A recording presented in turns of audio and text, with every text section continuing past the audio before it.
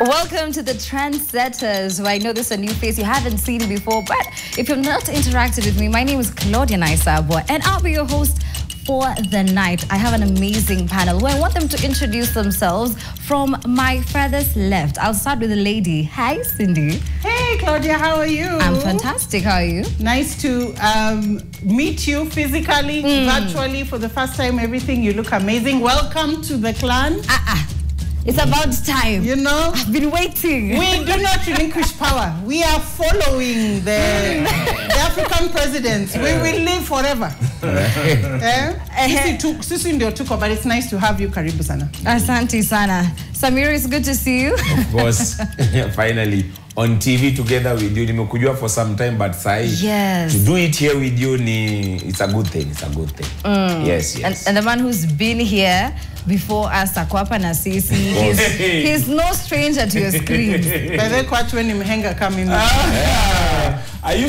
Do you know, there's a time I used to enjoy seeing Kimwambia at the end of Mhenga. Yeah. So now I'm being referred to as the man who is Claudia used to watch you when she was in high school. Now you know how I feel. Now you know how I feel. When so guys guys, they saw me in primary. This is the first time I'm meeting Claudia as well. Oh. We've never met before in our lives. Hey. So kwa sure tujenda dunda pamoja? Hello. Claudia, sasa si ilikuwa tukaini kama hatujuani. What are you talking about? Me, I have no knowledge. But it's good to see you. It's good to have you on the show.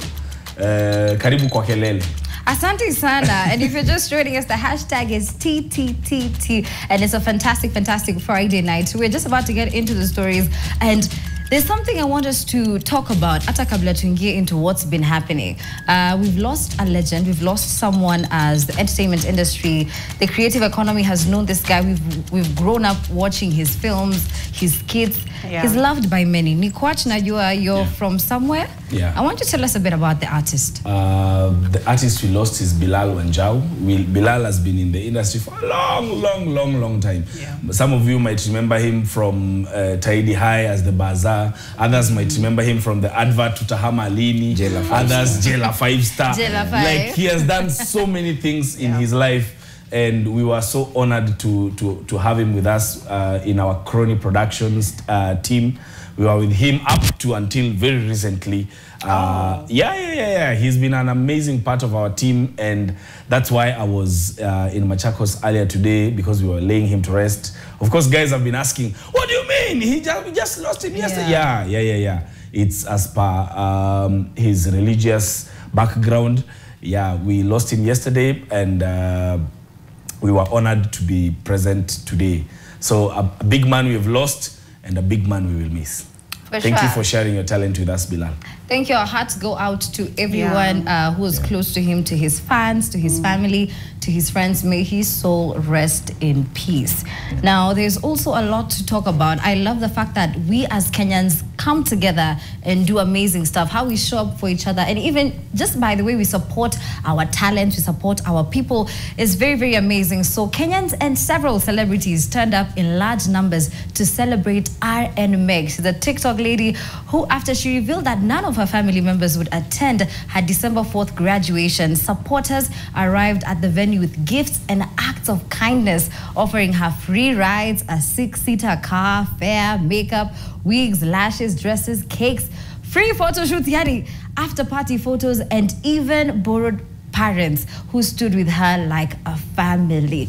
I want to tell you, I want to start with you, Cindy. Yes. This is all because of social media. We're using our platforms in the right way. What does this mean? Because just doing this for someone and saying, okay, I want to come out and support this lady because she has no one at this time. Absolutely. I love us. I love us in this season. We come together when we feel that the politics is not working. Recently, there was this young man who the dad wasn't doing well, and people rallied together and just came and, supported him. And now there's a graduation. So I really love us. I love the unity that we have, the good unity, because sometimes we unite against the wrong things. But I like the good unity, and I need to know the tea. I don't know if guys know the tea. Why were the family members not there? Graduation is such a big deal. Cindy, people plan months in advance. Kakuna chai, Claudia Mwaga. Let me tell you what happened. Yes. So she just posted a TikTok and said, guys, the devil couldn't get me, so I'm just rephrasing what she put. Yeah. The devil couldn't get me, so he made sure that my family members were preoccupied during my graduation. Mtoto wangu amegraduate na nisikuje. What can stop you from your child graduating? Unajua, having been in such a position, unajua, mimi pale shule nilikuwa one of the people very loud nini and everything. Na wewe kwa na kwa anything, mimi nilikuwa MC sijui nini. So siku ya prayer day, such a thing happened. But then pia mimi wazazi wa watu walinikujia na finally my sisters pia walikuwa kazi nini. My mom was going around everywhere, but kama umepitia kitu kama hiyo sikia kitu inaenda kufanyikia msee hivyo. Saa zingine it's genuine. No, of course. Genuine to miss your child's graduation. Sometimes it's just genuine. Why are you assuming the parents are there? I don't know. Yeah, but we don't really know the story. That's why I'm saying there has to be team. Yes. Where are the parents? Are they around? Lakini ukisema tea unajoshaingia na nini? Na ngumu. Lazima. This is a young beautiful girl who's graduating. Hakuna hata mtu mmoja, hata auntie, na vile aunties wanakuanga wengi wedding. Graduation hakuna moja. But also, sometimes it happens that wewe ndio utaki uhatu. You know, sometimes this is also the case. Come on. That wewe ndio umekaa tu chini ukajiambia. Because me, I'm sitting here, I'm wondering, what happened to those things of kwenda kuchukua kofia, unatembea nayo peke yako, unaingia Java, unakunywa chai, unaenda home. Me, I would absolutely do it again like this. Yeah. Because if I find that there is so much pressure put on days like this. Yeah. Graduation is one of those days I always wonder why. I know life is short, and I know we need to find every 4 single years is a long reason time to celebrate, but I usually find it to be such an awkward nini. Mama ametoka huko na lori mzima ya watu wamekuja, they don't even know what you are studying at the university. They do not know what you are graduating in. Wewe ndio huyo si wako proud ni wako proud of what? What do you mean it's someone from the village? What a life event. What life event? It's a milestone. What milestone? You when you die. Bro, no, I'm not saying people should celebrate you when you die. I feel like this energy should be preserved more for when you find your first job. Than when you graduate. But you will cross the bridge when you get there. Nick, Nazile taxes zote. What is to celebrate when you get a job in Kenya? You're poking the bear. Celebrate when you get a job. Hata finally labda I can only compare this to when people get congratulated when they get married. What are we congratulating you for? Finds a wife, finds a good thing. Yeah, but are we congratulating you for? What are we saying? Quatch heel. Yeah. No, I want to understand. Yes, Quatch, what's your stance? No, I'm saying these celebrations are overrated. Mpaka imefika mahali. Quatch, you love that? No, they are so overrated. Mpaka it's making those who do not have them feel like there is something they are lacking. While some of us, you just go to the administration block, chukua kofia, pick a picture, go home. Time out. Time out. Nakusikia, I get all the emotion. I don't know who had you to kupeleke wapi. Because at this stage, what are we celebrating? I said time out. Samiro, Nyambe, what's your stance on this? Make it very brief. Let's make the best out of this event. Yes. Celebrate when you can. If your family members are there, do it. I'm very lucky to have to be someone who has a lot of friends. But then, of course, I have a very supportive family. Lakini, just make the best out of it. Make the best out of it. Make the best. All right, Cindy? I think there is no excuse to miss your child's graduation. It takes a lot for somebody to pass exams. You might think, oh, guys, go behind the doors and whatever. Going and studying and putting your dedication 4 years so that you can have a career is a life event, and it should be celebrated. So for me, it's shame on the relatives. Akuna vile hata mtu moja ange. I mean, really, an auntie, a cousin, an uncle, a nephew. No way. Utona saya mahari, watu wako hapo wanaanza kusema sijui wapewe envelope. Hakuna kitu. Tungangane tukusomeshe, alafu tufurie juu ya hatuna pesa. Lazima nifure. Ya graduation. What are you talking about? Now for me, Nick, I think wedding sasa ndio unapunguza watu. Don't now have everybody, all Gandawalas coming everywhere. I feel like we've moved away from the conversation. Yes. Let me bring you back. What we're celebrating is Kenyans coming together. For each other, coming together to celebrate. Kwacha, I know there's something going on. There's still another story as we celebrate genuineness and Kenyans coming together and going to school and graduation because it's that season. There's another story coming right up after this break. Ganda.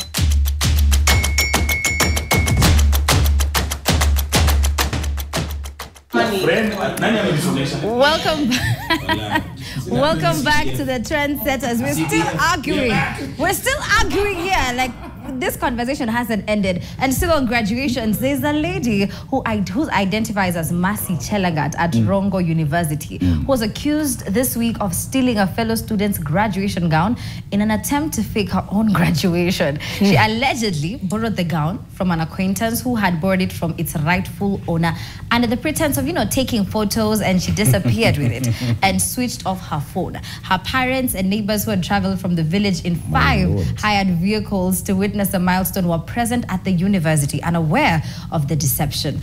Ladies and gentlemen, I saw that video online. Nilijiambia, ngoja nikae vizuri.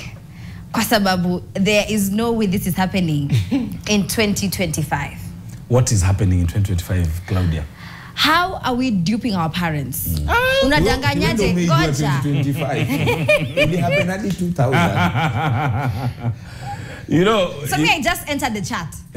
Yeah, you just entered the chat because me, 2 things that caught my eye with this story. Thing one was, this is what I'm talking about. We are putting too much pressure on this thing called graduation that people have to go to ridiculous extent to come and try and prove that they went through the process. But also 2, now that's where I was coming to. Yeah. That what shocked me was how many people in the comment section were telling this lady what she should have done, which is what they did. Mtu anamwambia, bro, si unge type graduation list ya last year, upige mapicha, and then graduation gown unaweza shona. Like people were, instead of telling her you should have studied, they were giving her creative ways. They were giving her creative ways. But you know why that is, guys?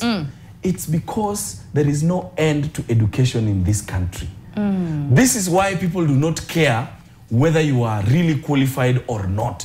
Because we are living in a country where if the end is justifying the means, then the end we are having is not justifying education. It is justifying other means zenye watu wanatumia to get to their success. The people we are celebrating cannot trace their way back to education in high school or education in campus. So that's why someone is feeling like, I do not have to read. I just need to find a way to make money. Once I find that way, since I know my parents will be proud of me, ile kitu tulikuwa nasema ati graduation is now a milestone.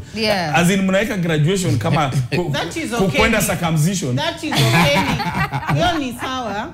Then act with your chest and tell your parents, Mr. Maneno ya masomo. Basi tunajua wazazi, guys. Unaona, the thing with this lady, probably wazazi wanamlipia school fees. Serikali pia inampatia loan. Every 6 months, aseme say 6 months. Anatoka nyumbani, anaenda analala dom. Analipiwa rent. Analipiwa rent. Anafanyiwa nini? So where has she been that she's not graduating? If things go the wrong way and, maybe she missed marks, she should come out with it. But this looks like fraud. And you see, the problem is one rotten apple actually takes away from the beautiful tree that feeds people. I don't want us to get into the thought that education doesn't matter and that if you graduate, all is lost. Yes, we're in a very difficult time and unemployment rates are high. But there are still jobs out there that you need a university degree. True. Absolutely. Personally, I'm an employer and I only employ graduates. Because they because there's something about education. It teaches you problem solving. It teaches you to think beyond the books, especially higher education. So there is a role it plays. And for people in the village, mtoto wangu kama ameenda shule amesoma, at least the future is bright. So why should parents invest all these things on you, only for you to con them, and you're not graduating. Things go south. You missed your marks. Yeah. Maybe it was a sexually transmitted degree lecturer. It happens. Lecturer kakuruka. Or you said no, and he said, then I'm not going to graduate you. Or maybe Vilomesema, her heart is in entrepreneurship. Come clean. Don't make your parents come all the way. You start doing this small. You play silly games, you get silly prizes. Nakuona sana. Samiro, you've been too silent. Tell me. Mimi naangalia tu madha ule mdemu. Manzejo, yani mtoto wako anaanikwa. Mama kwa yani yamekufa tu na mtoto wake. Yani kuna ile kofi ilirusha hivi madha aliruka mbele wa kwanza. Hadi anasema tafadhali. Na yeye ndo alitoka na yeye. Unaona, like your mom will always be there. Yani ukikosa kitu yote wewe unajua tu. Yani mpaka yeye ndo alitoka na yeye, you see. But I think so many children who are doing this in campuses, please just know it is very, very, very, very, very unfair. True. To the very people. Unfair. It's yes. very unfair. Very wrong. These parents go through a lot to try and make sure that you get the education that forms the basis of your life. Because just as Cindy said, education is very important. Apart from the fact of getting a job, it forms the person you become.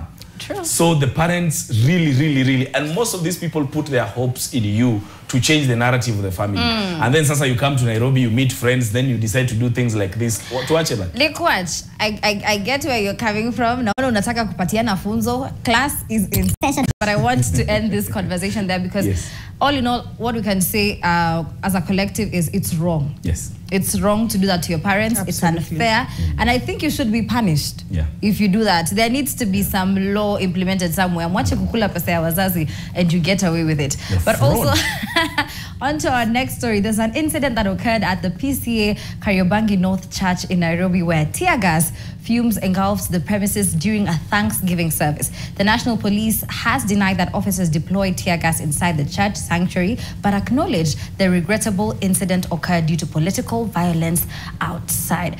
Now, my question to you is, why are we tear gassing congregants? Even if it's to do with politics, even if there's some political affiliations by association, even if it's a directive, where do we say that, okay, this is crossing the line, this is going too far? Samiro, I see you nodding your head a lot. Mbona kwani Samiro ndio goon? Is Samiro the goon? Is he the representative of, is he the face of maandamano in this panel? Umepatia nini ruhusa ya kufungua roho? What I can really say, sawa, wacha niongee. Wacha tu basi niongee. Because this same head of police, ndo bado alisema Albert Ojwang alijipiganisha kwa kichwa. Of course, alijipiga kichwa kwa ukuta. So I don't think these guys have respect for human life at all. Not only for church, but for human life, because there's no way evidence ndio hii. Videos ndio. Ushaambua kitu mpaka ukaona. Ama mimi ndio mwenda wazimu, because there's evidence, there's videos everywhere, and then ikifanyika finally unaambiwa ikifanyika sasa vibaya wata cook story walete the famous guy mpaka sasa siku hizi nimejua jina yake, chief government pathologist. Unaona, yani it's always lies and lies. So nowadays ni kama tu tunacheka okay, but we remain with the truth. Shida ni how do we act, what do we do after it? So but it hurts. All right, Kwach. I think Samiro is right that the police is suffering from a long line of lies that has been there in their history. So now Sisi, whatever they say now is taken with a huge, amazingly huge pinch of salt. But also on the other side, I feel like Kenya has become or has always been a country of consequence first before a directive. There is a time we had George Musamali, the former police guy, on a show here, and he was telling us the proper procedure when even the anti-riot police are taken to the scene is they should almost 3 times ask you guys, tafadhali tunasema mtoke hii area sasa ni ya kufanya wasijue nini. Then that's first warning, second warning, third warning. Only and only after that, and even after warning you that they will start using force, can they now use force? But here, we do it the other way around. We start with the force, then we give you the directive. even during Corona times, instead of telling people first that go home, it is 6:35 and curfew is at 7, please go home. They start by caning people, then wanakuuliza unafanya nini nje.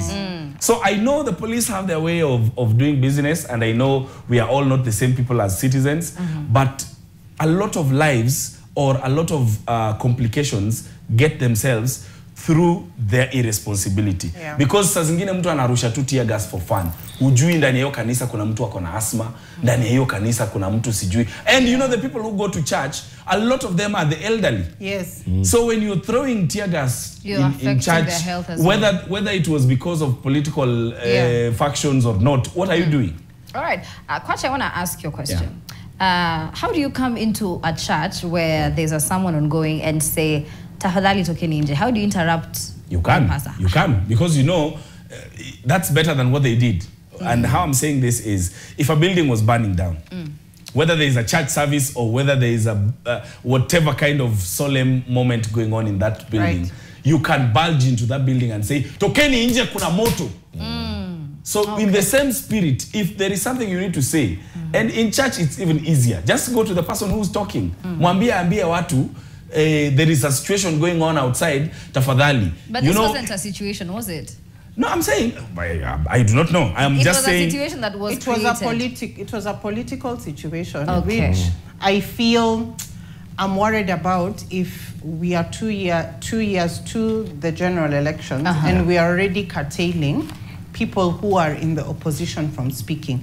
It feels like we're going the path of our neighbors who are doing very interesting things, very inhumane things to the opposition. As Kenya, we pride ourselves as being very democratic. To the left or down south? Both sides. We are surrounded by diplomatic chaos. So we always pride ourselves as being the beacon of democracy. And freedom of speech, freedom of worship, freedom of assembly is part of that.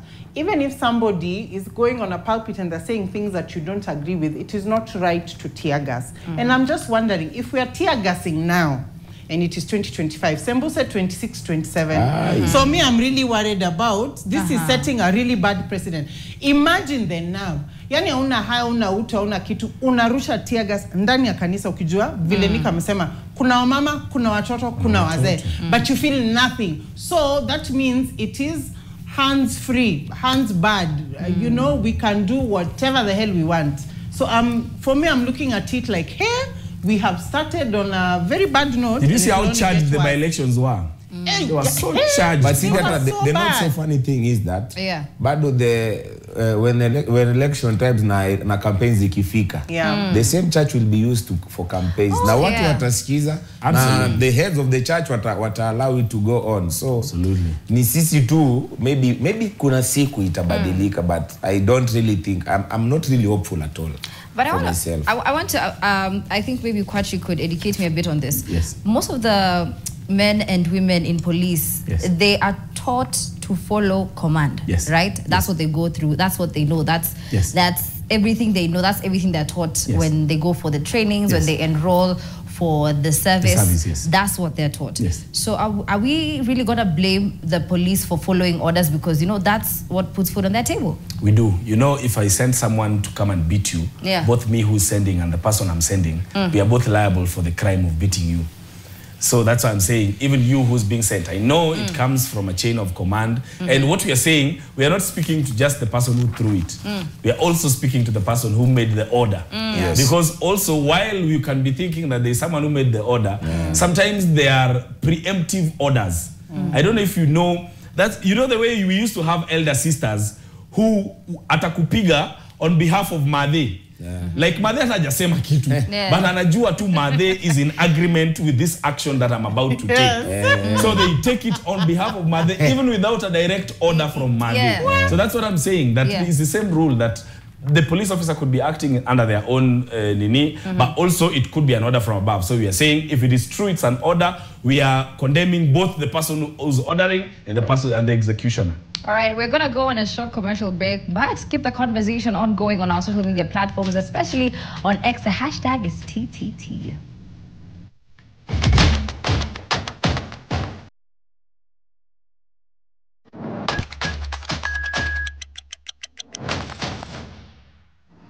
Welcome back to Trendsetters. We're still here. I'm still your host, Claudia Naisabo. We have Cindy, Samiro, and Nick Watch with us in studio. But anyway, I'm quite excited.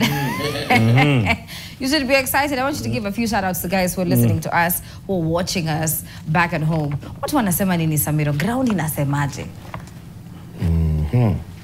Samiro akitafuta Samson Mondi. Na vile ulikuwa kwa simu ulikuwa unaangalia hapa. You know there's a message she can send you. I know. Hata ukiwa kwa feedback. Ukiwa katikati ya feedback. Unasikia pua.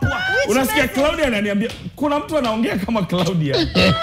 But there is Samson Mondi on Facebook who is saying that hii kuiba ya shule is reflective of the national stealing that is going on in the government. Si mimi nimesema? Yeah, true. Stallone Stalls on Twitter says, I'm loving how Kenyans are together on social media. Mimi na wakumbusha wakijaribu kuingiza bills za kucompromise social media tukatae. Much love. Thank you so much, Stallone Stalls. Hi, Samiro, have you found that? I'm easy. Ule amemrusha nje kabisa. Wacha nikwambie Samiro ametumia message ya we need to talk. We need to talk. Hey. No, ni Call me screenshot after. ametumiwa. You know what you guys don't know? That we need to talk is a statement that should be reported to the DCI.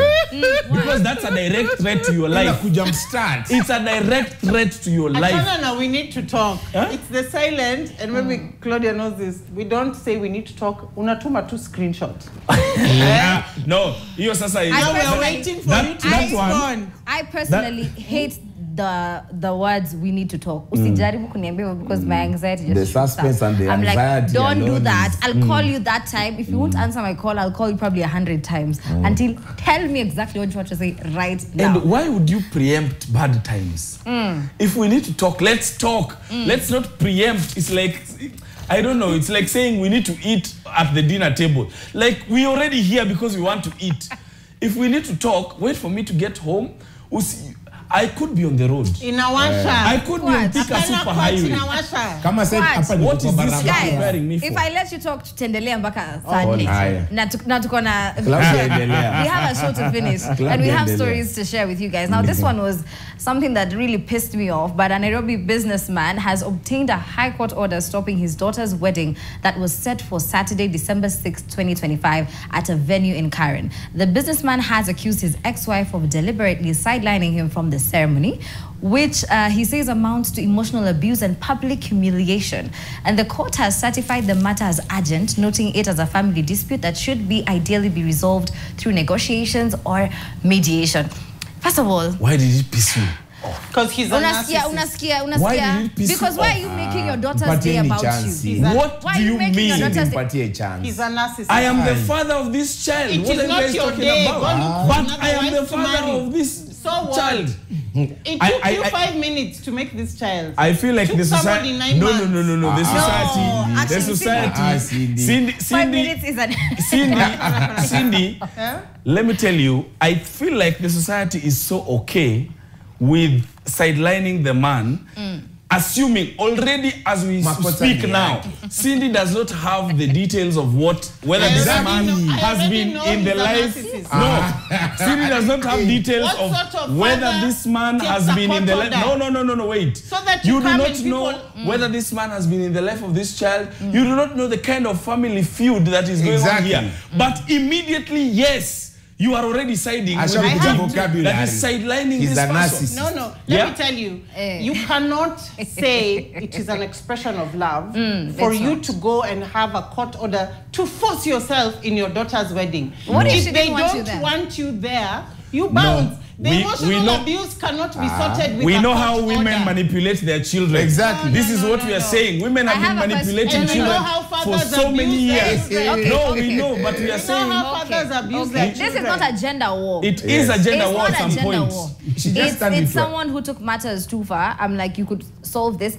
And hear me out. This lady who's getting married is an adult. If she wanted you there, exactly, regardless of what the mom said or the mom wanted, should have personally invited you. If your daughter didn't invite you. Let me ask you, Claudia. Let me ask you, Claudia, let me ask you. Haven't we seen cases of families that have parents that are overbearing, that they do everything for the child during their weddings? Yes. We have seen those, no? We do, we have. So there is a chance that even this wedding, there could be that the mother, who's the one who's being stopped from sidelining the father in this case, is the one who was planning everything that was happening in this wedding. Yes. So the dad is coming out to say, I am not just protecting myself, I am also protecting my child from this narcissist. Your child is an adult. No, I'm also protecting. I'm also fighting for my child. Having not known under what circumstances this guy is acting, it is very off for us to conclude that shida ni ama ni. The only off thing is for a father to go to court to force himself to attend a What wedding. if that's the only option he has left? Let me give you Then guys. he attends with people who don't want him there. Why? No. Reason. Who said the daughter does not want him If there? they did, then they would have invited him. I want us to move on to the next story, but before we move on to the next story, there's some additional information I just happened to come across on social media and verified claims. Yes. But this is the second child he's been denied access to the wedding, or he's been uninvited. Yes. There's a reason. Celebration. Let me tell you, Cindy. If it quacks like a Sasa, duck. This is of course unverified claims. We have to protect ourselves. Yes. This is unverified claims. Yes. But let's say that is actually the case. This is the second daughter you're not allowed to come to their wedding. Yeah. And who is this who's allowing or not allowing? That's what I'm asking. No, it's not the daughter. Cindy, it's the mother. Guys. And there was a documentary on NTV, Claudia, there was a documentary on NTV that was saying how much women are keeping their children away from their fathers, not because the fathers do not want to be present fathers, but just because they can. So there happens to be, there has been a systemic way that you have been maligned, or you've been kept aside as a father. Mpaka imefika an important event. I get you're playing the devil's advocate. I get that, but we've got to go to the next story. Now, a court has ordered Edgar Obare to compensate Bunny Snuna, who's a lifestyle and fashion icon, with 6 million Kenya shillings, and publicly apologize after she prevailed in her defamation lawsuit against him. Are Kenyans finding new ways of making money? I don't think so. If this has been playing out for 3 years, because this lawsuit was filed in 2022, and Edgar is the one who's found, you actually defamed this lady, you need to pay her. Now, there's two sides to this story. There are guys who are saying, okay, you want a quick buck, and then there are guys who are for bunnies. And I've seen netizens go at it. I've seen people, Edgar Obare's fans, come online and say, hey, he shouldn't pay you, we're going to fundraise for him, he needs to appeal. And I see guys who are like, stop cyberbullying, this is what you deserve. Cindy, I'll start with you. I totally agree. What side are you taking? I'm taking Bunny's side. And it's not even because she's a woman, because I know that's going to come in, even if it was a guy, because I think people use social media so erratically that they think they have the right to tell you things about you, to defame your name and get away with it, because it's all about freedom of speech. There are laws that actually curtail that freedom of speech. It's not blanket that now you can just say whatever you want and willy-nilly. There's also the reputational risk of somebody being defamed in public, what that does to their careers, to their mental health. I think this is a good call and a good example for guys who are on social media talking just nonsense. Yesterday I was on X arguing with someone who took a picture of a TV personality and started talking about how she moves from this man to that man. And I was like, do you know that this is called criminal something? Allow me to cut you short, my darling. We have a really short time. So sorry, Samiro, but I'm for Bunnies. Whose side are you on? Bunnies or Edgar Obare's? Unajua hii ni sensitive sababu pia ile jeshi inaweza kukujia, but then I'm on Bunny's side because it is finally time and kama hauko sure, if you're not sure about reporting something, you must know that Bunny's being someone who works for brands, such a thing of course inaweza mchomea. It's damaging. You see, so it's damaging. Na this compensation is very timely na yenye ile ndo poa. So finally, if such things happen, I think this is the right way to act. All right, Kwach, please make it short, please. No one signs a form to be a public figure. No one gives the outright to say, from today you can talk about me. Yeah. Talk about facts. If it is not true, also don't talk about them, or also Pay the ask consequences. yourself, how does it affect the person? All right, and that's what's been happening over the week. Trendsetters is the show that you need to catch from 8 p.m. to 9 p.m. See you next Friday. And for me, I'll be joining you on Friday Night Radio from 10 p.m. to midnight to Kidance Kidogo. But for now, I'll see you then. Ambieni watu kwa heri jamani. Bye.